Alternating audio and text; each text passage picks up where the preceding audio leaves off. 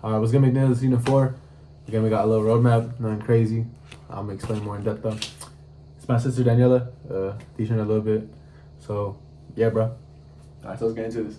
Season 4 of AP United States History is the time period is set as 1800, the start of Thomas Jefferson's presidency, to 1848-ish. That's like near the end of like the American Revolution.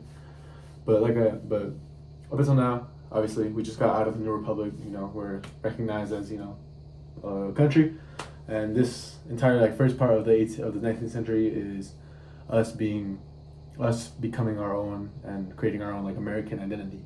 But with that, we also have the creation of like political parties, or at least like ideologies, and that's the Federalist Party and the Anti-Federalist Party.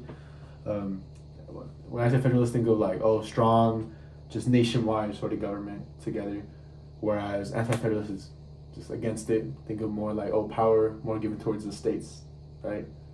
Essentially it. Federalists were people like, George Washington, he wasn't affiliated, but if he were, he'd probably be like a Federalist because he believed in like strong, unified government. Same with Alexander Hamilton. Like he wrote the Federalist Papers, which were named Federalist Papers, but they also just like supported the U.S. Constitution. Mm-hmm. But yeah, so just Federalists and Anti-Federalists. Then obviously now we have Democrats and Republicans, but that's where like it originally started. And right here we're gonna get into like free shoulders and stuff. All right. So some time passes, and then we got a court case. In history, this one is called Marbury v. Madison. In history, whenever you have a court case or something of that sort, it's always the first name suing the second name. Right? Typically, they don't win, which is why they're spoken about. But essentially, it was just before Thomas Jefferson was elected and won the position of president, he got a letter basically like guaranteeing his spot in the House. But then Thomas Jefferson won, and then Madison, who was in the House, got the letter, and he's like, I'm not messing with this, and he essentially just like throws it away, right? But mind you, we don't got cameras, we don't got nothing. So he tries to sue him, but ultimately that's just like fruitless, right? Mm-hmm. This isn't too important, but this is like a little court case that definitely important to know. But now we go into a little more bigger sort of things. This is the War of 1812. The War of 1812, like I said, after the Treaty of Paris, and officially ending the Revolutionary War, we got recognized as a country by England. That doesn't mean that they stopped bullying us or messing with us, because mind you, at this time they're like one of the, if not the biggest imperial powers of the time. And essentially, what happened throughout the War of 1812 is just these Napoleonic Wars, and these are just little series of wars, which essentially are just them impeasing people off of our ships, off of U.S. ships. Impeasing is just because you're technically from England. When they board our ships, you're England, you got to come work for us. You got to come. They just kidnap our people and make them work for them.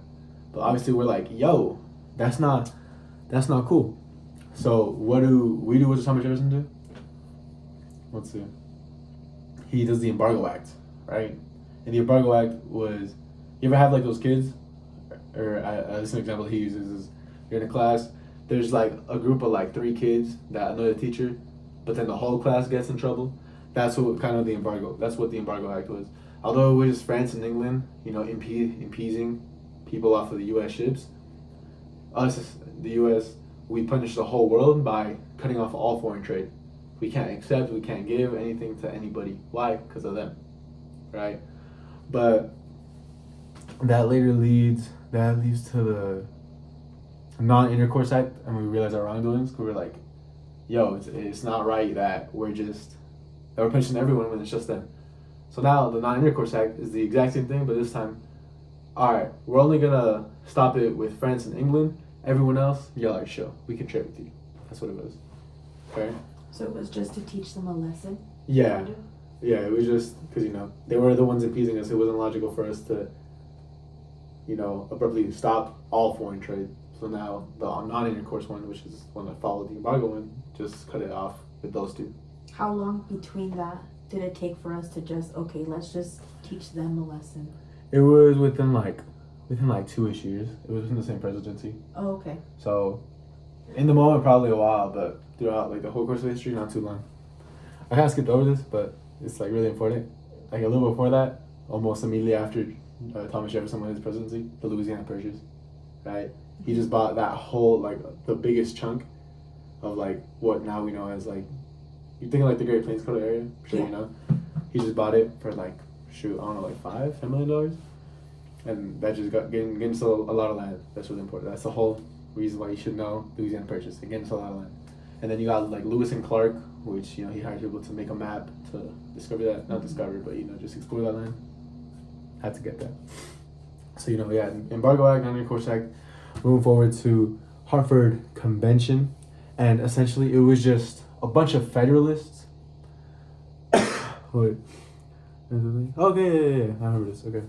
Hartford Convention, it was where a bunch of members of the Federalist Party, right, the group that prefers and thinks of just a stronger unified government, federal government, they all linked up and they were smack talking. Because things were looking pretty bad because of the War of 1812 was like, yo, guys, like, I'm not messing with this. And they're just smack talking to the nation.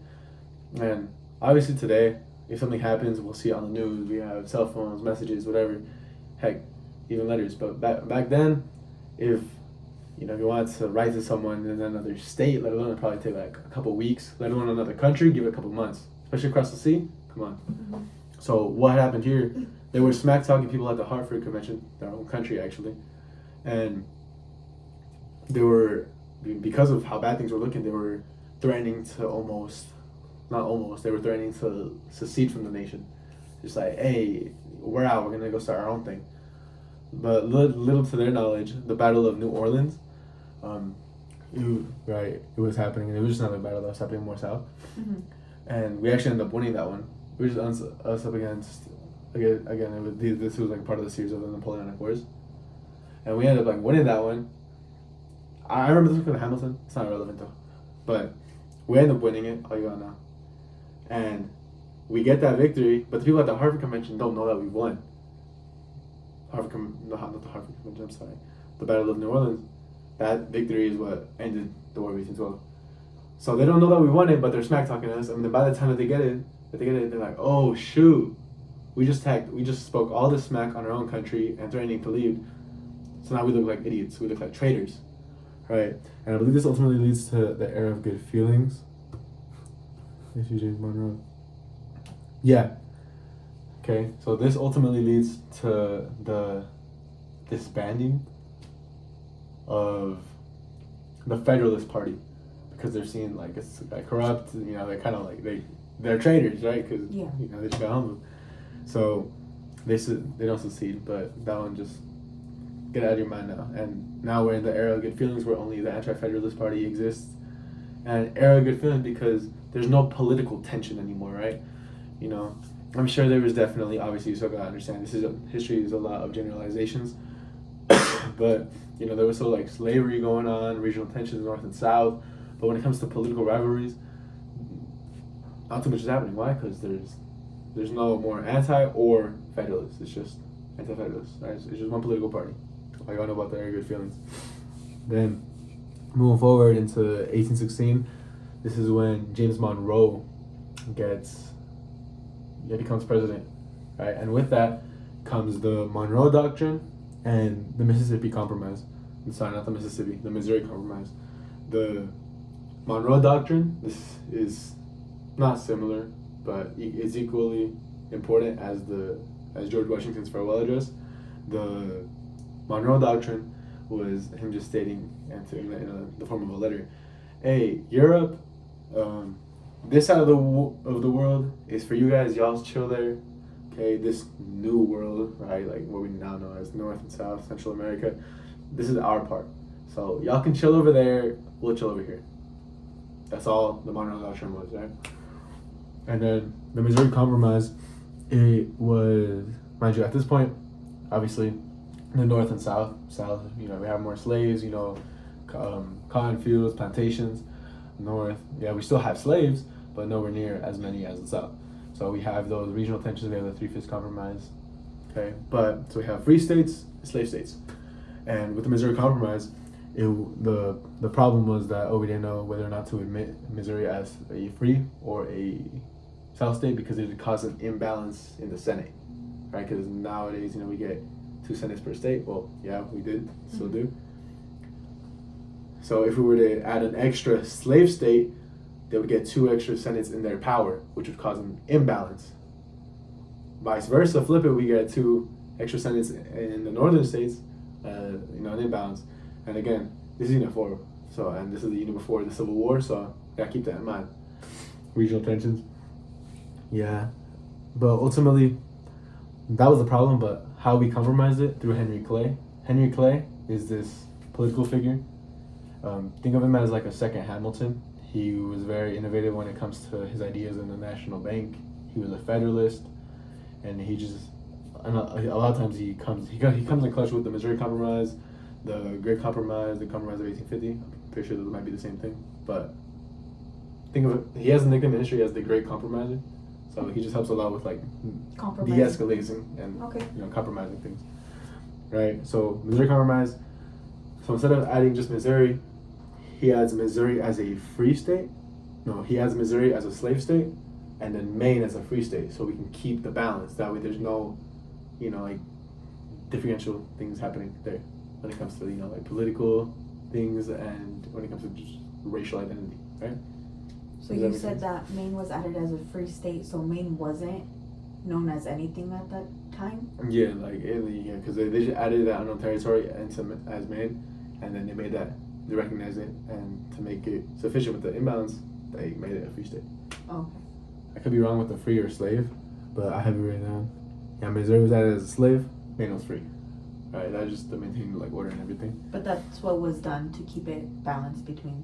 Yeah. Okay. Yeah, it was true. See, but ultimately, there was still so many problems that the Missouri Compromise wasn't meant to last it forever. It was kind of oh, you got amputated right here. Let me just add a little band-aid. I guess it helped, but Civil War still happened later on. But it was just in the moment, it did what it was supposed to do. It was chill, right? Then moving forward, now we're in around 1819-ish. This the Panic of 1819. This is just an economic depression. Economic depression, not nowhere near as again as later on in history. The Great Depression in 1920s-ish. No, that's wrong. 20s, 19-ish, 1900s. But economic depression. Then we have a corrupt bargain. Okay, yeah.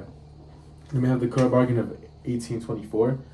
This was a political situation, and between John Quincy Adams, and you might recognize that name because his father John Adams, who I believe was the second or third-ish president in early baby America, right?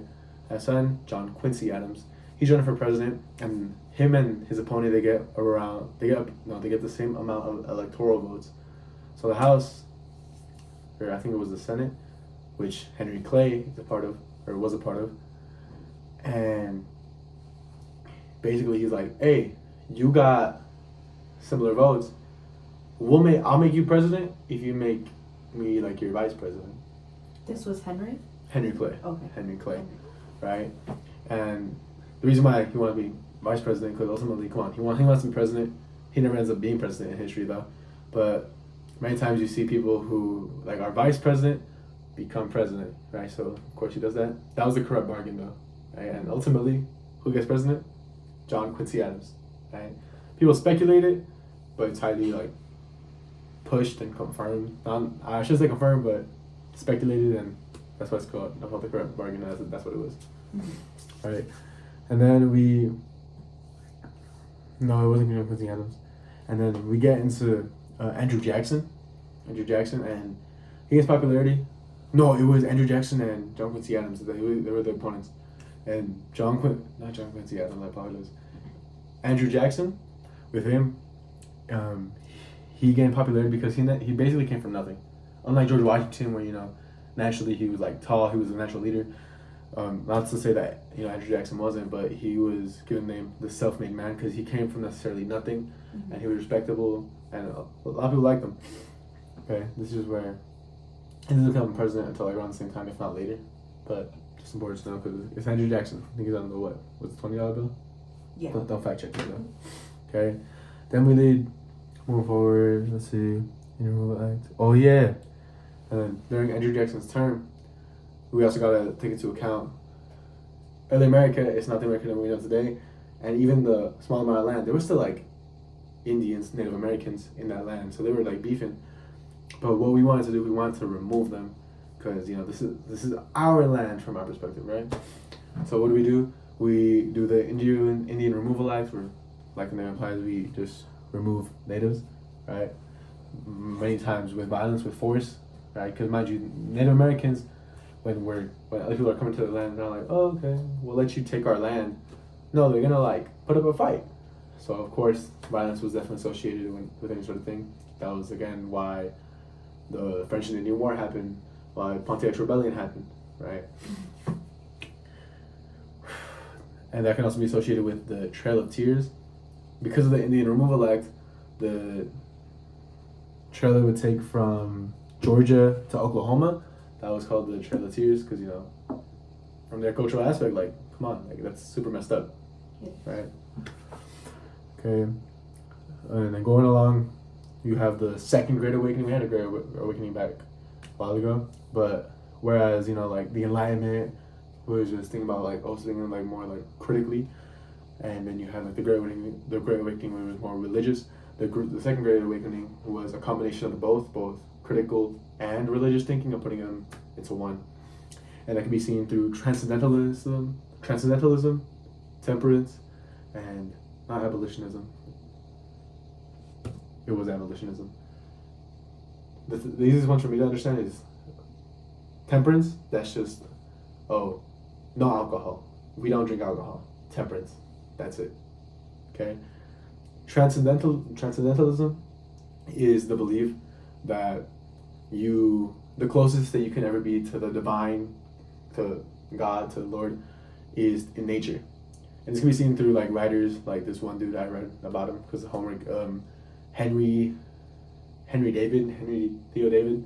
Essentially, he just like wrote a book about living in a cabin in the woods for 2 months, or like X amount of days, with nature, and he just wrote about how like his spiritual experiences and how he felt great. And then Ralph Emerson, he wrote these papers about intervention, like looking within and like independence. And I was like, so when it comes to temperance, that's it. And then abolitionism is the movement until you just abolish slavery, like slavery, not at all, right? Now, okay, that's 17 more cool. And later on, we can see that abolitionism, like, just the views on slavery, obviously they differ. People in the North, they were more likely to be abolitionists because, they didn't necessarily rely on slaves too much. Whereas in the South, plantations, like I said, and then even the middle colonies, the breadbasket colonies, where they would just make their money off of just selling cash crops, would even rely on slaves. So it's not too logical to assume that people in the South who kind of relied on slaves, who would use slaves, would be in agreement of, let's not use slaves, because they use slaves, right? Yeah. Okay. And this can be seen later and later in like Unit 5 and 6 and even moving forward. Just all different views on slavery. Up until now, just think of it as in the Northerners, they don't own or utilize as many slaves, so they're more chill, if not against slavery. Whereas people in the South, they argue that no, slavery is good. We need slavery, and the cotton that's in your clothes, that's because the slaves didn't need them. And it's not like we're treating them bad, like we're actually giving them homes, like they're arguing that it's good. Okay, so it's just different views. But now I feel like, if not one of the biggest takeaways of this Unit 4 is moving forward around like, I can't give a straight-ish time. I'd say close to like the late 20s, early 30s-ish, is where we enter the market revolution, first ever industrial revolution. Right here we see things like the steamboat. No, steamboat is the second one. We see things such as the railroad, the Transcontinental Railroad, right? We see things such as the telegraph, right? Which, we would use Morse code to send messages thousands of miles away. And especially in early America, where before we didn't even have cameras, the kind of like how we saw earlier with the Battle of New Orleans at the Hartford Convention, it took a good amount of time. I'd like to say about like a couple months or so, probably less, maybe more, who knows, give or take, to just get that message across. Now with the telegraph, it'd be possible to have a guy know Morse code, use the telegraph, send it, and within a couple minutes, probably seconds. Seconds is probably an over exaggeration, but you get the point. Mm-hmm. Okay, I'm sure. Right? You know, trains, telegraph, the idea of interchangeable parts in your car. If your windshield wiper breaks, you could just go to like nearest like AutoZone, and they have specific ones for your make and model that are being able to change a part of your car, right?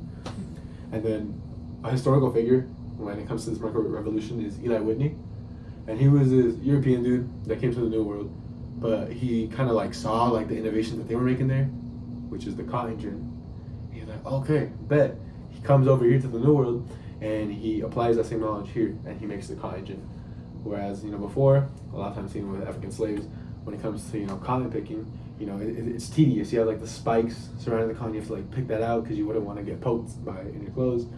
It'd take, you know, long labor's days on end to just get a couple pounds of cotton. Mm-hmm. But this cotton gin, you would just go, turn the wheel, and it'll automatically, without you having to do nearly as much work as in comparison as if you were to, you know, do it by hand, would get all the spikes done and out for you.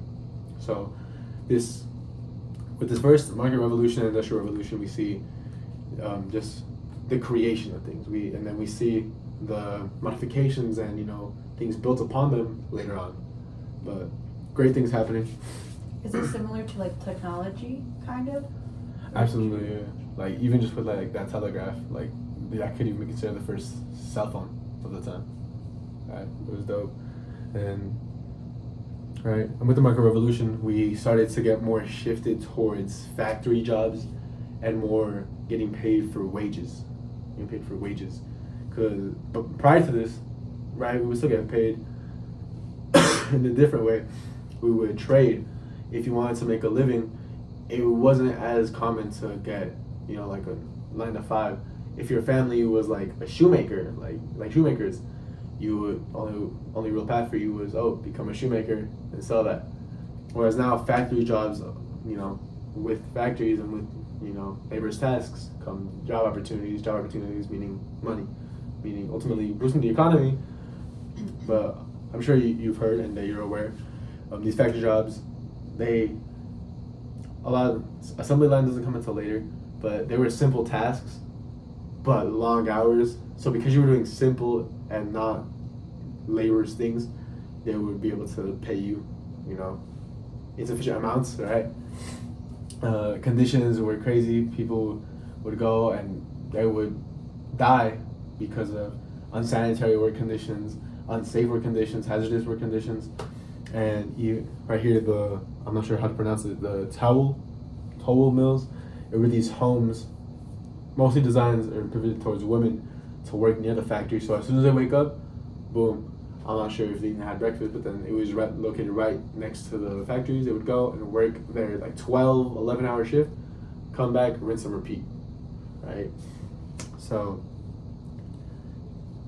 obviously it had their many downsides and things to take into account, but generally speaking, the micro revolution, you know, boosted the U.S. economy.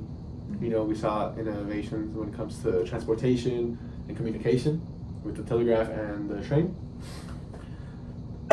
And because people started working more, we started to see this, not shift, but this creation of ideology being cult of domesticity. And this was just what we know now as, the husband goes out and makes the salary for the husband and wife, for the family, and the wife stays home and just takes care of all the household duties, takes care of the kids. That's the cult of domesticity.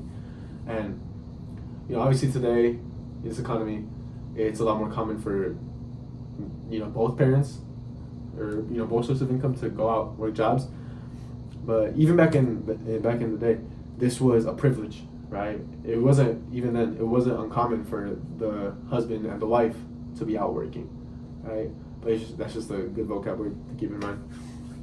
Is that making sense up until now? Like when it comes to market revolution and everything? Sounds great. Okay. It's important to understand that, you know, slavery was still very much prevalent, especially with these new, what's it called? Factory jobs, you know. They were still pressed, and the whole discussion is what ultimately, you know, led to the Civil War. Do you happen to know what the people in the South thought of that creation of having something pick out the cotton faster?